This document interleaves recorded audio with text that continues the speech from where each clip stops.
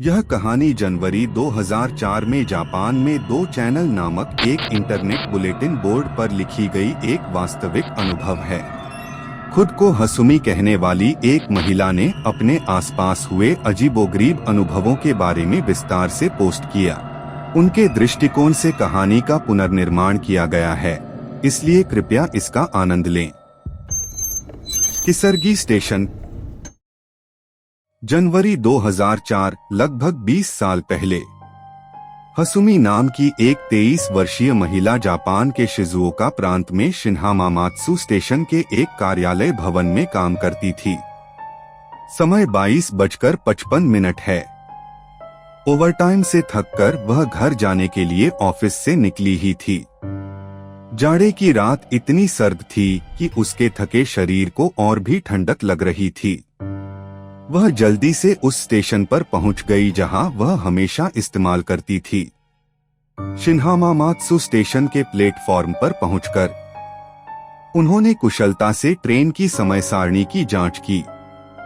आखिरी ट्रेन 23:10 बजे आती है।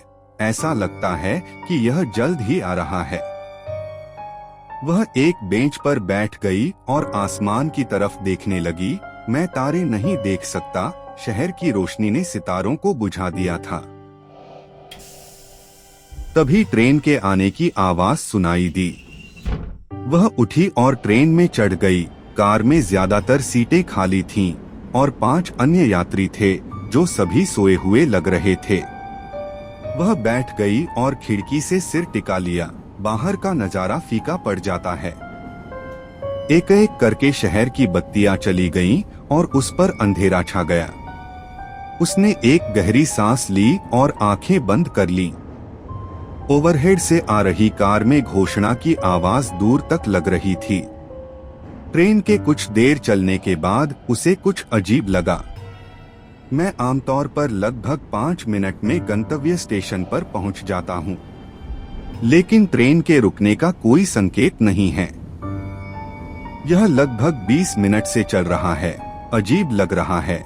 हसुमी ने ट्रेन के सामने जाने और स्टेशन के कर्मचारियों से पूछने का फैसला किया।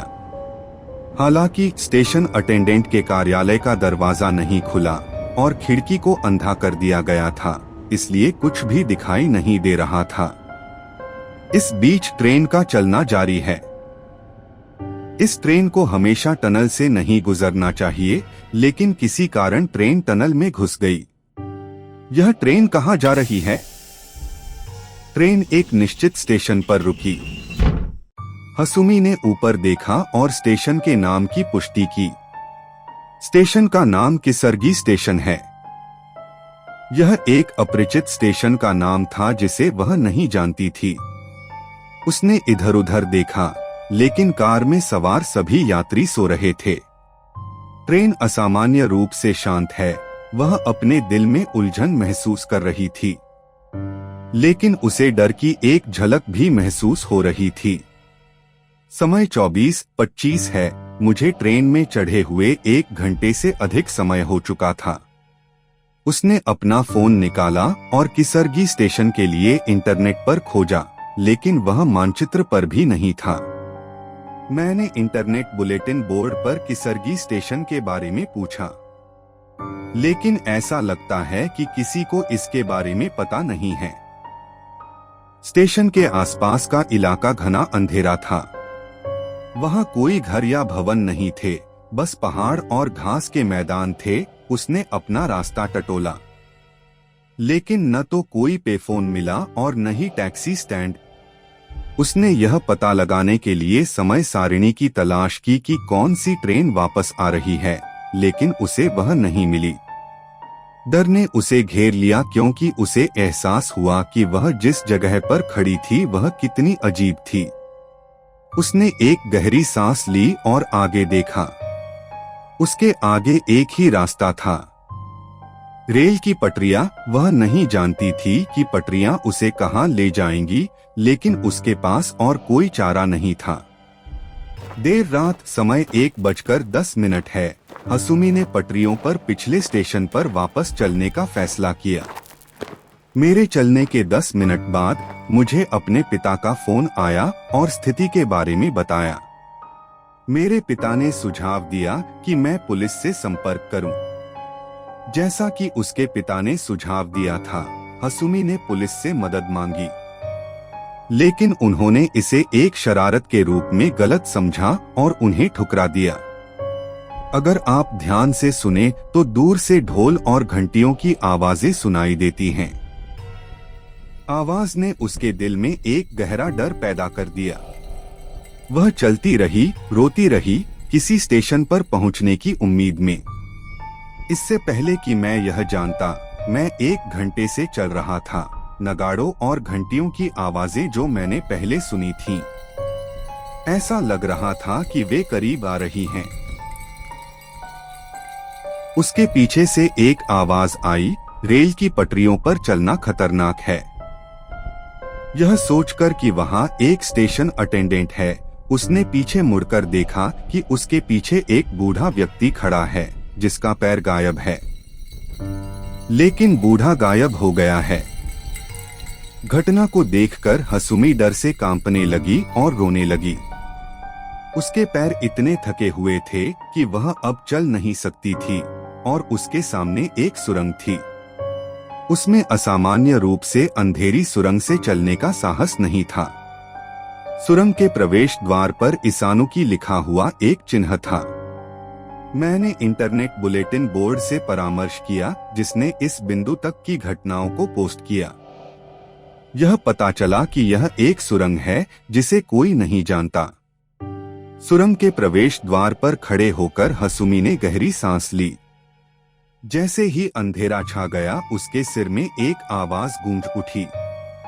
मैंने फैसला किया कि मेरे पास आगे बढ़ने के अलावा कोई विकल्प नहीं था।